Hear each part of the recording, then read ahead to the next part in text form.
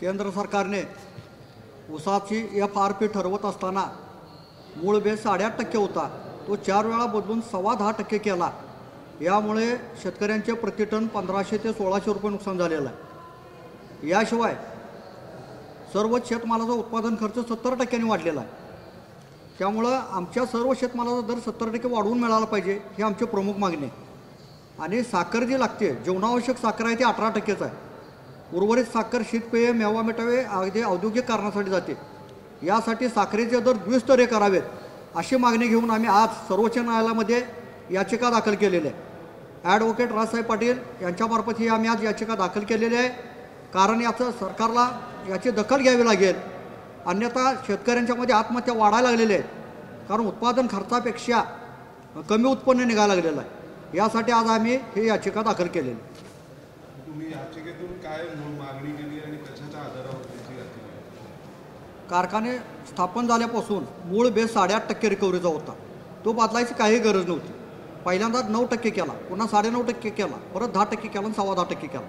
ज्यावेळी recovery base वाढवला जातो त्यावेळी वाढलेले पैसे कमी येतात। मागल्या 5 वर्षांमध्येच रिकव्हरी बेस जरी वाढवला असला आणि FRP वाढवली, परंतु तोडणी वाहतूक खर्चही वाढतो। ज्यावेळी FRP वाढते त्यावेळी तोडणी वाहतूक खर्च वाढतो आणि हा तोडणी वाहतूक खर्च FRP मधून वजा होत असतो। त्यामुळे वाढलेल्या FRPचा 1 रुपया शेतकऱ्यांना जादा मिळत नाही। नेमकी मागणी काय म्हणजे मी सांगतो, माननीय सर्वोच्च न्यायालयात शेतकऱ्याकडून म्हणजे जय शिवराय किसान संघटनेचे अध्यक्ष शिवाजी माने साहेब यांच्याकडून ही याचिका दाखल करण्यात आलेली आहे। त्यात मुख्य ज्या प्रेयर आहे त्या 3 आहे। त्यात FRP जो 8.5% असावा, जेणेकरून जे शेतकरी आहे, ऊस उत्पादक शेतकरी, त्यांना 1500 ते 1600 पर्यंत प्रतिटन जास्त भाव मिळेल। आणि जे वेस्टर्न महाराष्ट्रामधले, पश्चिम महाराष्ट्रातले शेतकरी सोडून जे रेस्ट ऑफ महाराष्ट्र म्हणजे मराठवाड्यातले, विदर्भातले, अन्य भागातले, त्यांना आणखीन 305 रुपये जो लॉस आहे अजूनपर्यंत, तो सुद्धा जास्त मिळेल। म्हणजेच 1300 ते 1500 पर्यंत, सरासरी महाराष्ट्रात 1600 पर्यंत प्रति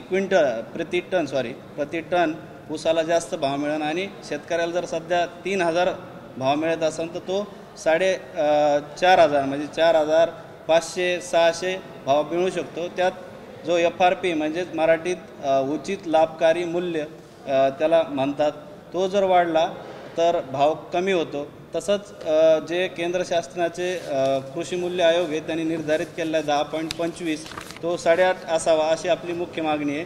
दुसरी मागणी अशी आहे की जो घरेलू साखर आहे आणि अन्य साखर म्हणजेच डोमेस्टिक शुगर आणि अदर शुगर, त्यात व्यापारी म्हणजे कमर्शियल शुगरमध्ये अनेक शुगर वापरली जाते, त्याचा भाव वेगळा असावा आणि जे किचन शुगर आहे त्याचा भाव वेगळा असावा, जेणेकरून शेतकऱ्यांना जास्त भाव मिळेल। आणि जे ग्राहक आहे साखरेचे, जे घरेलू साखर वापरतात, त्यांनासुद्धा उचित दरामध्ये साखर मिळेल। आणि जे कमर्शियल रेट आहे ते त्यांना जास्त भावाने साखर विकल्यामुळं ऊस उत्पादकाला निश्चित प्रकारे फायदा होईल सर्व देशातल्या। आणि तिसरी मागणी आमची अशी आहे की उत्पादन खर्चाच्या तुलनेत साखरेचा रेट असावा।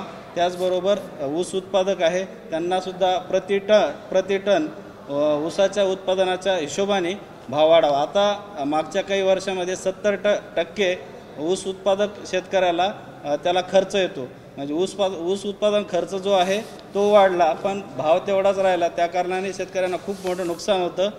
जो FRPचा विषय आहे तो मुख्य आहे। त्याचबरोबर घरेलू शुगर आणि अदर शुगरमध्ये तो एक भावाच्या संदर्भातला हा आमचा एक जी प्रेयरमध्ये ती 2nd नंबरची प्रेयर आहे। आणि ऊस उत्पादनाच्या खर्चाच्या तुलनेने शेतकऱ्याला प्रति टन ऊसाचा दर निश्चित करावा, ही अशा 3 मागण्या आम्ही मुख्य केलेल्या आहे। आणि अदर ज्या रिलेव्हंट मागण्या आहे, शेतकऱ्याच्या समस्या त्यात मांडलेल्या आहे।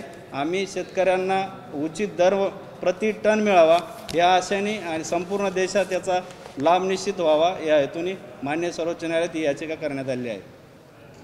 सातत्याने असं म्हटलं जातं की शेतमालाचे भाव जे महागाई बदलतात त्यानुसार शेतकऱ्यांच्या मालाच्या किमतीमध्ये वाढ होतो, खास करून जेव्हा शेतकरी विकायला जातो। बरोबर, याचा काही विचार करण्यात आला? हां, निश्चित आम्ही त्यात सुद्धा बऱ्याच गोष्टी मेन्शन केलेल्या आहेत। त्यात जो सरकारला जेव्हा पगार ठरत असते त्या जो खर्च येतो त्या हिशोबाने त्यांची पगार निर्धारित होत असते। त्यात शेतकऱ्याचा तसा विचार केला जात नाही, कारण की जो त्यांना सुद्धा खर्च सेमच येत असतो. जसे वेतन आयोग लागू करताना अन्य अटी बघितल्या जातात, तशा शेतकऱ्याचे सुद्धा उत्पादन खर्च, अन्य अटी आणि जो त्यांना जीवनमानाचा खर्च आहे तो सुद्धा निश्चित प्रकारे सगळ्यांना सेमच असतो. त्या तुलनेत त्यांना उत्पादन खर्च मिळाला पाहिजे, अशा हिशोबानं मूल्य निर्धारित झाले पाहिजे भविष्यात सुद्धा.